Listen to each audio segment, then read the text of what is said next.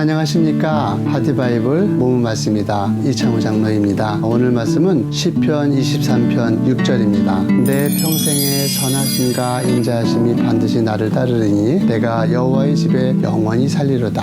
오늘 나눌 말씀은 감정을 치료하는 능력은 사랑이다 입니다. 사람의 왜곡된 핵심 감정이 어떻게 치유되고 변화될 수 있는지에 대해 제가 아는 목사님 이야기를 통해서 말해보고자 합니다. 저는 가까이 지내는 목사님 한 분이 계시는데요. 그분은 어려서 일찍이 아버님을 잃으셨고 가난한 환경에서 자랐습니다. 집안의 가족 중에 남자라고는 자신밖에 없었습니다. 그는 어려서부터 자기가 집안의 가장이라는 그런 책임감을 느꼈다고 합니다. 어머니와 누나들이 있었지만 그의 눈에는 한없이 연약해 보이기만 했습니다. 어머니는 새벽에 일을 나가셔서 쓰러지시거나 또 교통사고를 당하기도 반복하셨습니다. 집에 돌아와서 보게 된 어머니는 무릎을 붙잡고 고통스러워하는 안타까운 모습이었습니다. 그래서 그는 초등학교를 다닐 무렵부터 신문 배달, 우유 배달을 해서 어머니를 도왔습니다. 그러나 마음속엔 늘 가난함과 아버지의 부재에서 오는 그런 불안감을 느끼면서도 자신이 가정에 힘이 되어야 한다는 책임감에 붙잡혀 있었다고 합니다. 그러나 그런 불안과 책임감은 나이 어린 그가 감당하기엔 너무나 벅찬 것이었습니다. 그 역시 연약한 어린아이였습니다. 불안감과 책임감을 느끼고 있는 어린아이의 가슴 속에 어떤 핵심 감정이 자리 잡게 되었을까요? 그분의 이야기로는 자기 연민이었다고 합니다. 나도 연약해. 나도 보호받고 싶어. 하지만 나는 의지할 데가 없어.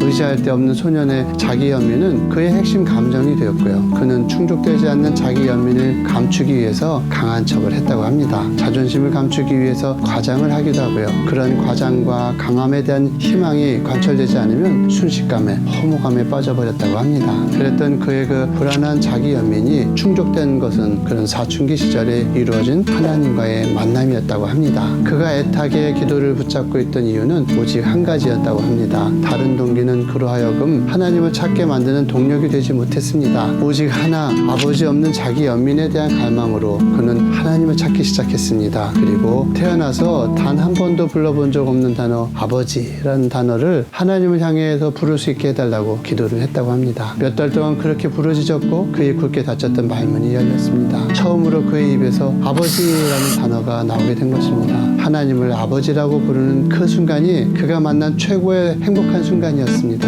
그는 그저 몇 시간 동안 앉아서 아버지라고 부르는 것만으로 가슴이 벅찼습니다. 그 가슴 벅찬 아버지의 만남은 계속되었습니다. 그리고 어느 순간 자신을 돌아보던 날 자신 안에 자리 잡고 있었던 불안과 강박 그리고 자기 연민의 어두운 그림자가 깨끗이 사라졌다는 것입니다. 그는 더 이상 과장하지 않게 되었고요. 강한 척을 할 필요가 없게 되었습니다. 자기 연민의 처량함을 느끼지 않게 되었습니다. 아버지라고 부를 때마다 흘러나오는 하나님의 사랑이 그의 영혼을 충만하게 채워버린 것입니다. 우리는 왜곡된 사울왕과 확연하게 대비되는 위대한 사람을 알고 있습니다. 그는 다윗이죠. 그는 사울을 떨게 만든 골리앗을 단숨에 제압했습니다. 이스라엘의 군대 장관이 되어서 승승장구하여서 하나님의 영광을 드높였습니다. 그럼에도 다윗은 억울한 일을 수없이 당했습니다. 시기심에 눈이 멀어버린 미친 사울왕에 쫓겨서 13년간이나 도망자 신세로 살았죠. 그런 다윗이 사울처럼 미치지 않고 그토록 눈부시게 아름다운 신앙의 완성자가 될 수 있었던 이유가 무엇이었을까요? 바로 그것이 하나님의 사랑입니다. 여호와는 나의 목자시니 내가 부족함이 없어지로다. 그가 나를 푸른 풀밭에 누이시며 쉴만한 물가로 인도하시는도다. 내가 사망의 음침한 골짜기로 다닐지라도 해를 두려워하지 않을 것은 주께서 나와 함께 하심이라. 주의 지팡이와 막대기가 나를 안위하시나이다. 내 평생의 선하심과 인자하심이 반드시 나를 따르니 내가 여호와의 집에 영원히 살리로다. 다윗은 어디를 가든 자신의 내면에서 하나님의 사랑을 느꼈습니다. 그는 모든 순간 변하지 않는 하나님의 사랑을 확인하였습니다. 그리고 그 사랑을 노래하였습니다. 그 사랑에 기대었습니다. 그 사랑을 믿었습니다. 감정을 치유하는 능력은 사랑입니다. 하나님의 사랑입니다. 상처받았기에 불행한 인생이 된 것이 아닙니다. 하나님의 사랑을 나의 내면에서 느껴본 적이 없었기에 불행한 인생인 것입니다.